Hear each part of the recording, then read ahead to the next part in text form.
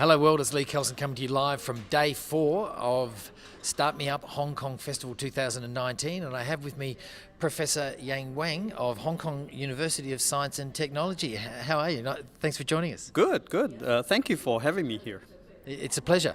So you're speaking today, is that correct? No, I'm actually coming here as a guest to attend the conference because where everybody is talking about smart city, and we have a smart city initiative or project in HKUST. Okay. Yeah. So tell us about that Smart Cities project. Well, basically, many of our faculties we are interested in smart city, and in fact, we just formed a smart city center called the Great Smart City Center in the university, and we got some funding from different companies and government, for instance, and DD and the West Kowloon government. So we examine all aspects of smart city. Right. And there is also a big investment in Hong Kong for, I don't know whether you heard of the so-called Hong Kong program. No. The government is putting in a lot of funds for research and development in areas of health and AI and robotics. Okay, right. So in fact, $10 billion Hong Kong dollars have been allocated. Wow. To form 20 centers in these two areas. And of course, when you talk about smart city, you cannot not to mention healthcare, aging, right. And AI and robotics. Yeah. So obviously there is a lot of talk around smart cities. Why is it so important that we are having this conversation? Well, it's smart city does make life convenient for people, right? And when you think about it, we spend so much time sometimes doing things that can be totally done smartly, automatically. Yeah. For example, when you go into parking, okay, nowadays you don't need even to stop because there is a camera and they look at your plate, right. And you go in. Yeah. When you come out, they scan your plate. Yeah. And you say, okay, you have parked 25 minutes, here's your own. Then they send you got a QR code, you scan it, and that's it, right? Yeah, and that's really fantastic. And that has been going on in China for a long time. I think Hong Kong is also going to do it.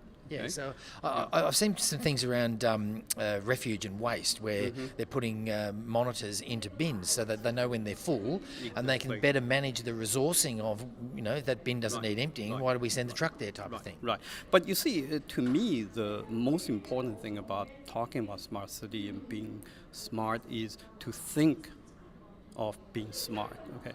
So let me give you an example. For instance, when I go to Hong Kong airport, it took me typically 15 minutes to go from check-in to the gate. Yep. Okay.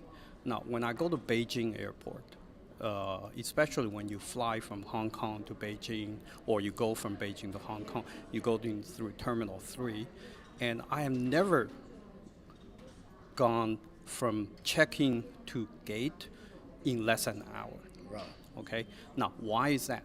Okay, because in Hong Kong, they actually carefully planned. They thought about how to make this process much faster. But in Beijing, I'm not saying they're not doing this, but certainly they have not optimized the whole process.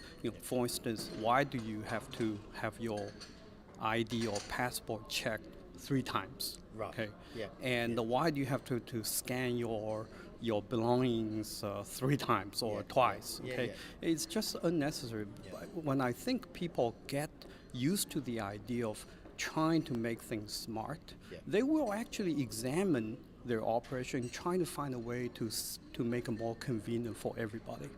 Yeah, so we're connecting everything, aren't we? The Internet of Things is now connecting everything.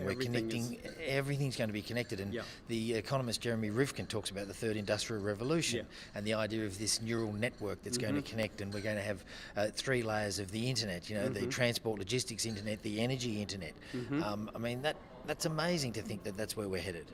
Exactly. The 5G technology will be will be here pretty soon, and everything will be connected. When you go home, you clap your hand, or you just say a few things. Hey, cook your pepperoni for me. I like the idea. Right? That's I think that's still a few years down the road. Okay, Yeah. but still, everything is connected now, and it's a trend that we cannot stop. Yeah. Whether we like it or not. Some people don't like it. Okay, Yes. they think we should. It's too much, too overwhelming in Yes. some way, right? Yeah. But this is a trend we cannot stop. But I personally think the idea of connecting the cities and having that data that we can then analyse and look at where we're inefficiently using power or inefficiently using transport, the energy supplies. I mean, surely that's got to help us be more efficient and more sustainable as a planet. Right. Absolutely. But there is also it's also a double-edged sword. Okay. So right now, we have a lot of metadata. Metadata are not very are useful, but not very useful to make a city smart. Okay. So I wouldn't say not very useful. Metadata are very useful, but they're not. Metadata are very useful, but to get to the city to be a really smart city, you need a lot of individual data. Okay, Right. so to track where people are, what their habits and Right. their energy consumption habits, their eating habits, and everything, and then there will be a lot of privacy issues involved. Okay, so Right. how do you reconcile the need for these individual data to make our city smart, our home smart, but also Protect people's protect privacy. the privacy. That's right. That's going to be, in my view, going to be a major challenge. That's going to be the challenge. Yeah. Right. Yeah. Look, it's been a pleasure talking to you, Professor. Thank you very much for Thank your you very time. much, yeah. And keep watching on Yeah. Start Me Up Hong Kong YouTube channel. Subscribe down below if you haven't already, or check us out on Beach City Life. We'll be coming back to you from Connected Cities Conference with more interviews very shortly. No, thank you. Thank you. Yeah.